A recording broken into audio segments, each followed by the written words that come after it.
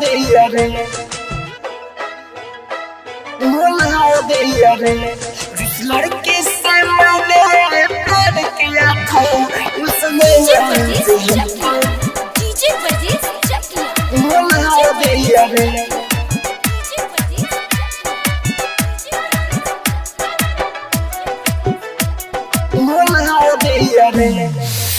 नैनो की राह मेरे दिल में समाई, गैर के नाम से मेहंदी रचाई, हंसते हंसते वो रुला दिया रे। जिस लड़की से हो, जिस लड़की से मैंने प्यार किया था उसने आज हमको भुला दिया रे।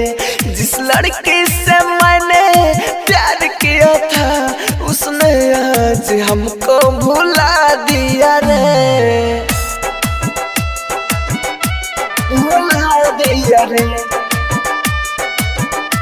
भुला दिया रे। डीजे ब्रजेश चकिया, डीजे ब्रजेश चकिया, डीजे ब्रजेश चकिया,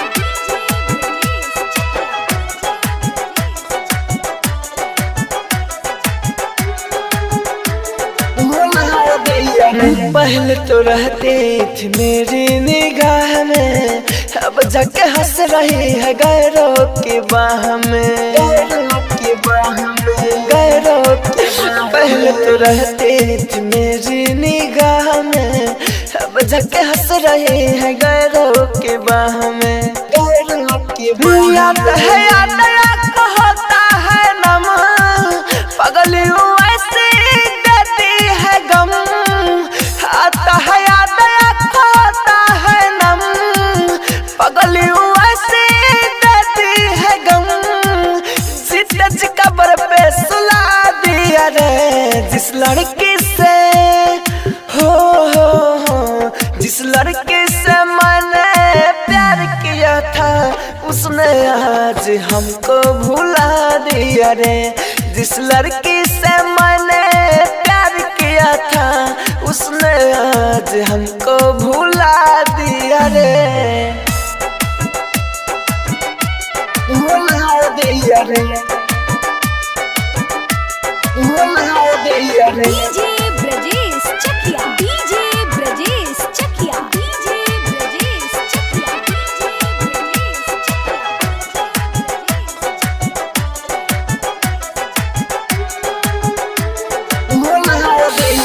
देवेंद्र दिमागी मैं कैसे बताऊं, राहुल राजधानी उसे कैसे भुलाऊं, कैसे भुलाऊं, कैसे भुलाऊं। देवेंद्र दिमागी मैं कैसे बताऊं, राहुल राजधानी उसे कैसे भुलाऊं, कैसे भुलाऊं। क्या मुझ में वो पाई खराबी, पागल आवारा बनाती शराबी, क्या मुझ में वो पाई खराबी, पागल आवारा बनाती शराबी, सूली पर प्यार को झुला दिया रे।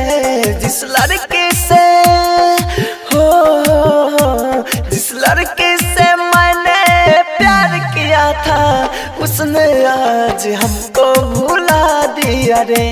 जिस लड़की से मैंने प्यार किया था उसने आज हमको भुला